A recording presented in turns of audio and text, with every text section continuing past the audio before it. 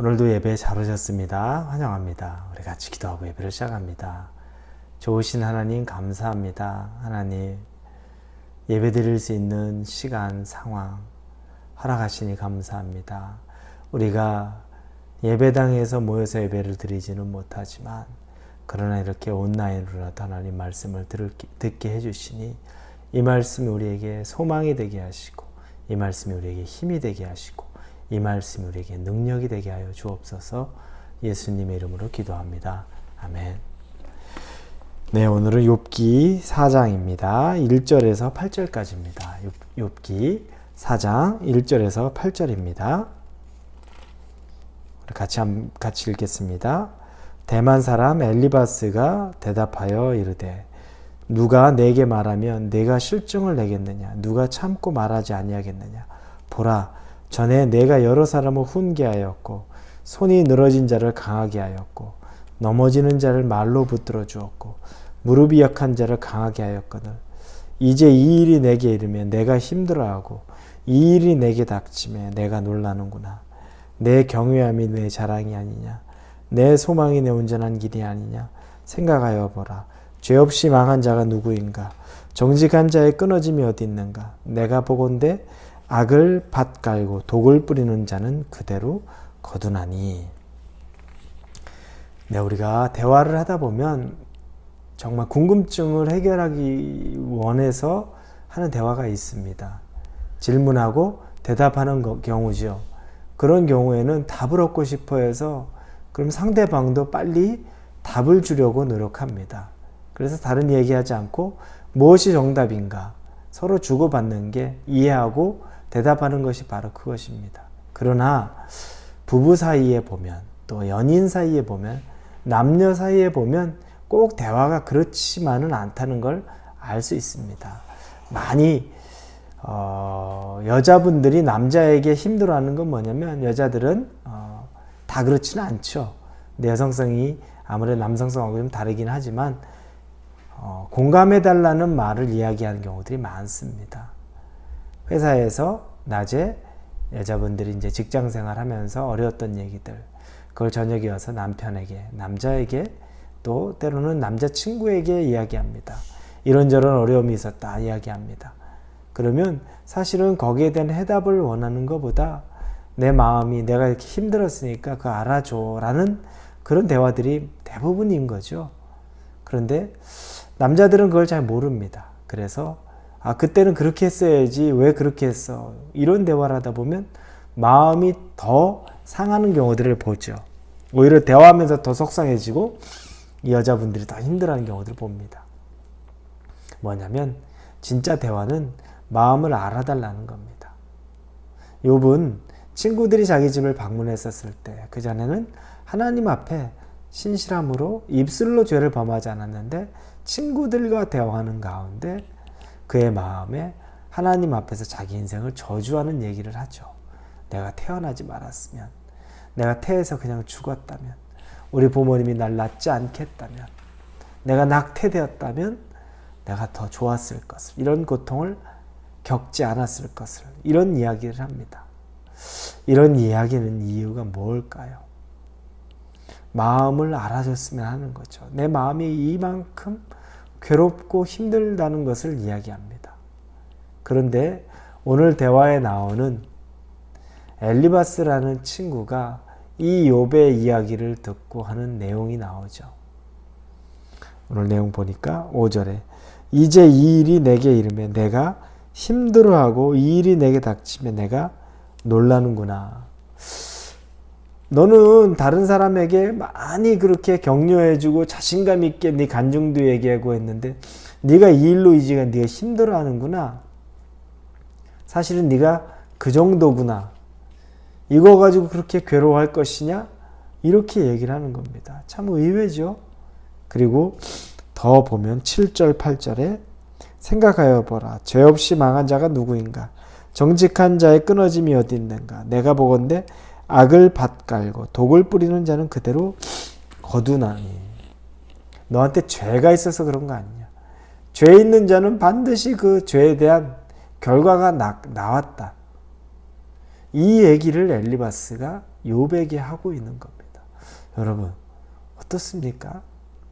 욥이 자기 친구들을 만났을 때 마음이 확 무너지고 그동안 자기가 억지로 죄짓지 않기 위해서 붙잡고 있던 것들이 친구를 보는 순간에 마음이 놓여졌지요. 그러면서 자기의 마음 깊은 곳에 있는 것을 고백했는데 그 대화를 하던 친구의 반응은 네가 이것도 못 이겨내니? 또 너에게 죄가 있어서 그런 것 아니겠니라는 그런 이야기들을 해줍니다. 본인이 다 알고 있는 겁니까? 알지 못하죠. 하나님만 아시는 건데 욥의 친구들이 그렇게 반응을 합니다. 하나님이 주신 권한이 아니었는데 친구들은 본인이 하나님인 것처럼 생각하고 여깁니다. 여러분, 짐작은 그렇게 할 수 있습니다. 우리가 그렇죠. 여러 사람을 보면 혹시 그래서 그런 건 아닐까? 저 사람 그래서 그런 건 아닐까? 짐작 가는 것이 있으면 그걸 얘기를 할 수는 있습니다. 그럼에도 불구하고 그 얘기가 우선이 아니라 그 사람의 어려움과 마음을 만지고 그리고 나서 혹시 만약 그것이 확실하다면 또 그 사람도 그런 부분에 대해서 본인이 얘기하고 싶고 느끼는 바가 있다면 그럼 얘기할 수도 있겠죠. 그런데 그런 과정이 없습니다. 그들이 앞서서 같이 울었다고는 나오지만 진지하게 이 대화를 들으면서 마음으로 공감해주고 이해하는 모습을 찾기가 어렵습니다. 누가복음 10장에 보면 선한 사마리아인의 이야기가 나옵니다. 예수님이 진정한 이웃이요, 진정한 친구가 누군가에 대한 이야기를 합니다. 영생을 얻는 것에 대한 얘기를 합니다. 한 사람이 강도를 만났습니다. 그래서 피 흘리고 쓰러졌죠. 그곳을 지나가던 제사장이 보았는데 그냥 피해서 지나가 버렸습니다. 레위 사람도 봤는데 피해서 지나갔습니다. 그런데 그곳을 지나가던 사마리아 사람, 사마리아인, 여행객이라고 나오죠. 그 사람은 그걸 보고 자기에게 있던 기름과 포도주로 상처를 치유하고 그리고 자기 짐승에 태워서 주막으로 데려갑니다. 그리고 주막에서 치유하게 하고 그리고 자기는 길을 떠나야 되니까 돈도 맡겨놓고 신신당부하죠. 잘 돌봐주십시오. 돈이 더 필요하면 내가 와서 돈을 더 줄 테니까 꼭 잘 돌봐주십시오 라고 이야기하고 떠납니다. 선한 사마리아인이 이 사람이 죄 때문에 쓰러진 건 아닌가? 강도 만날 짓을 해서 그렇게 된 건 아닌가? 이걸 따졌습니까? 아니죠. 그 사람은 지금 죽기 일보 직전에 피 흘리고 쓰러진 사람일 뿐입니다. 그럼 해야 될 것은 뭡니까? 먼저 살리는 거죠. 먼저 그를 들쳐매고 주막으로 데려가서 상처를 만져주고 치료해 주는 거죠. 따뜻한 밥을 먹여주는 거죠. 쉬게 해주는 거죠. 거기서 네가 강도 만날 짓을 했네. 거기서 그 사람을 붙잡고서 왜 거기를 갔어? 왜 그 일을 했어? 이야기하는 게 의미가 있을까요? 근데 우리는 너무 많이 거기에 집중하고 있지는 않습니까?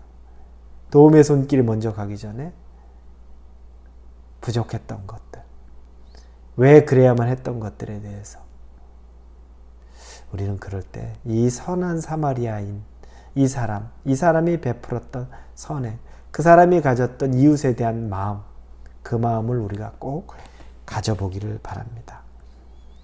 알지 못하는 사람의 일에 대해서 자세히 속리를 알지 못한 사람에 대해서 너무 경솔하고 너무 내 주관적인 판단으로 두 번 더 아픈 일을 만들지 않아야 합니다. 우리에겐 그런 권한이 없습니다. 하나님이 우리에게 말씀하시는 것, 또 우리를 귀하게 여기는 것, 귀하게 여기게 보시는 것은 선한 사마리아인과 같이 그를 들쳐업고 주막으로 가서 보살피고 상처를 치유해주는 그 모습을 귀하게 여기는 겁니다. 우리 모두 오늘 하루를 사시면서 혹 주변의 어려운 사람 이야기를 듣고 여러분에게 그 마음을 토로하고 힘들어하는 경우 있을 때 마음을 만질 수 있는 사람이 되기를 바랍니다. 그게 그 사람을 진정으로 치유하는 길입니다. 그리고 그 이후부터 그 이후에 또 다른 치유의 방법이 있을 것입니다. 먼저 사람의 마음을 만질 수 있기를 주님의 이름으로 축원합니다. 같이 기도합니다. 하나님, 욥의 친구 엘리바스가 얘기했는데 선한 사마리아인은 아픈 사람을 치유하기 이전에 왜 강도 만났는지, 네가 뭐 잘못한 것은 없는지, 네가 왜 거기가 있었는지, 죄의 대가가 아닌가 싶다라는 그런 말을 하고 있는 우리는 아닌지를 돌이켜봅니다. 말이 쉽게 가기보다 사랑이 먼저 전달되는 사람이 되게 하여 주옵소서. 판단과 정죄에 앞서 긍휼이 먼저 늘 앞서는 사람 되게 하여 주옵소서. 예수님의 이름으로 기도합니다. 아멘.